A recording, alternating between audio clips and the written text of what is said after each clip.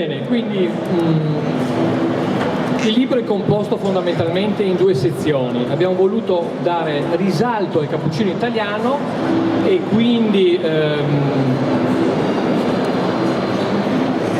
viene specificato tutto un capitolo di 250 pagine inerenti al cappuccino italiano con tante immagini e illustrazioni. Altre 250 pagine sono dedicate alla latte art. Quindi fondamentalmente due capitoli, due libri in uno. Non so se sono le slide pronte per mostrare, qui vediamo tutti gli sponsor partecipanti e vediamo un attimino più avanti con le slide i 5 capitoli suddivisi.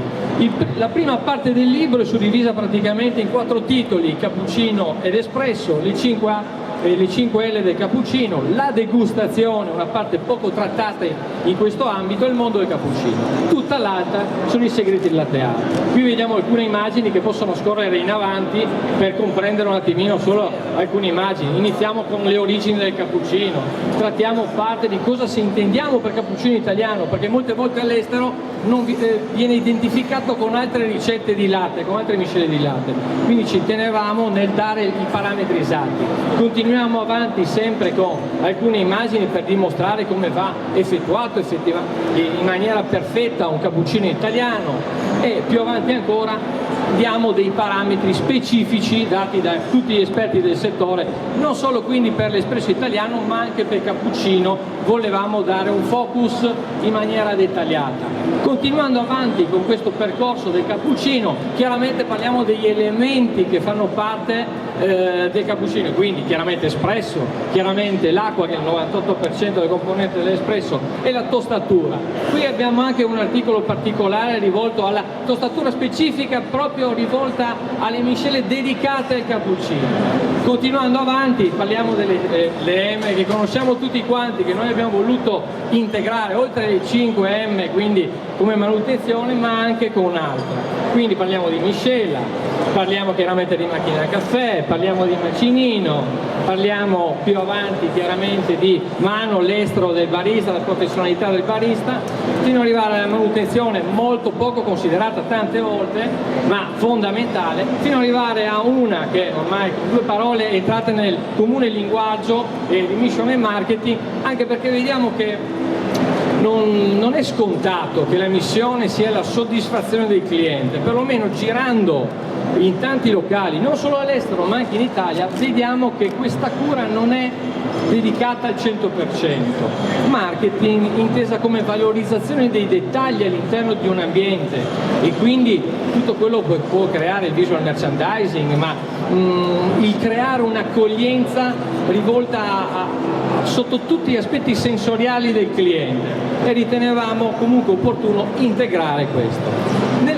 Nello stesso modo mancava un qualcosa per il cappuccino, quindi abbiamo pensato che ci poteva stare bene una nuova formula intesa come 5L, quindi non solo le M dell'espresso.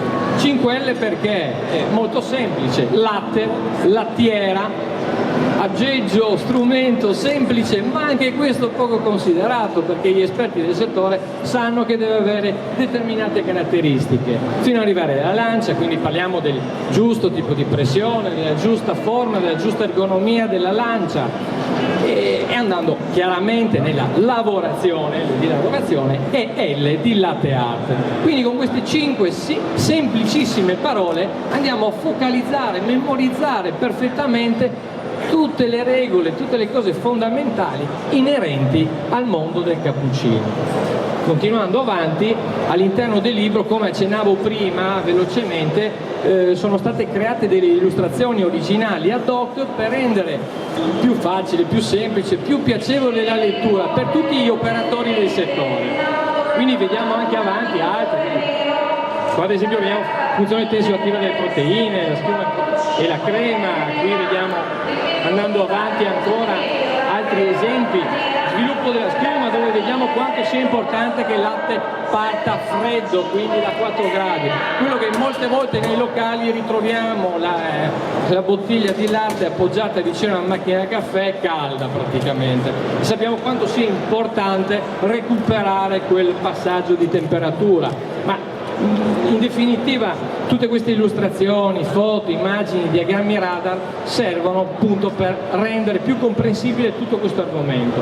Andando avanti velocemente, così avete una panoramica, vediamo specifiche foto, fasi dell'espresso, fasi del versamento sulle inclinazioni giuste e corrette, delle prese, dell'utilizzo dei vari strumenti in tutti i dettagli, fino ad arrivare alle oscillazioni particolari, ma l'insieme di tanti particolari dà alla fine la differenza nell'esecuzione. Un altro capitolo, quindi qua stiamo parlando del terzo capitolo, è dedicato al mondo del cappuccino, inteso con le varianti, quindi vedendo avanti tutte le richieste strane del cliente, che possono sembrare strane, ma le richieste del cappuccino chiaro, scuro, bollente, tiepido, avanti così. Fino al cornetto, come abbiamo visto prima, che rientra nel classico della pasticceria italiana. Diamo alcuni cenni su come dovrebbe presentarsi. Anche qui parliamo di qualità, non solo nell'espresso, non solo nel latte del cappuccino, ma anche in questi prodotti che vengono abbinati al cappuccino, fino ad arrivare ad alternative, perché certe volte dei clienti vogliono provare nuove esperienze, quindi ritroviamo le forme di latte al soia, all'avena, alla mandola, ma cose che magari durante l'anno, magari a livello estivo, possono integrare il menù, fino ad arrivare, qua andiamo a sostituire al cuore l'espresso con il tè, ma diventa anche originale, particolare sostituirlo con questa polvere di matcha tè, sempre applicata alla latte art.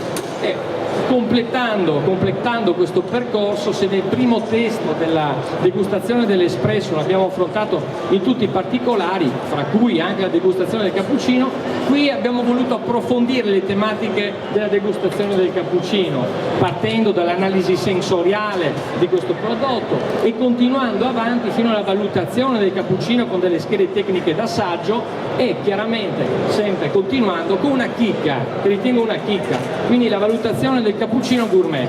Molte volte in tanti testi noi ritroviamo l'espresso e quindi note di degustazione, ma sempre sull'espresso, sul cappuccino mancava, e quindi abbiamo chiesto a grandi esperti del settore di dedicare la loro passione, il loro tempo, la loro professionalità a descrivere dei cappuccini con prodotti di caffè mono gourmet.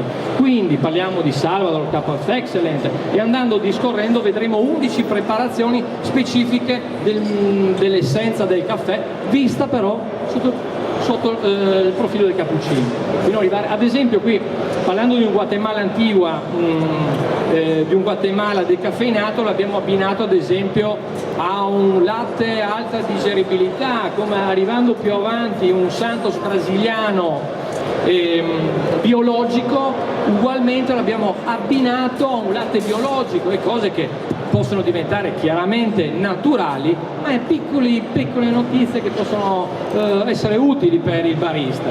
E andiamo avanti, appunto, avete visto un Uganda lavato come prodotto particolare, fino a un Plantation Spirit of India, e andando avanti così, riportando sempre dei decori che richiamano la latte art, fino ad arrivare a un Monsonato Malabar. Questo una carrellata molto veloce per descrivere le prime 250 pagine che vanno ad approfondire nel dettaglio. E qui passo la tazza anch'io di latte art ad Andrea per descrivere i segreti della latte art.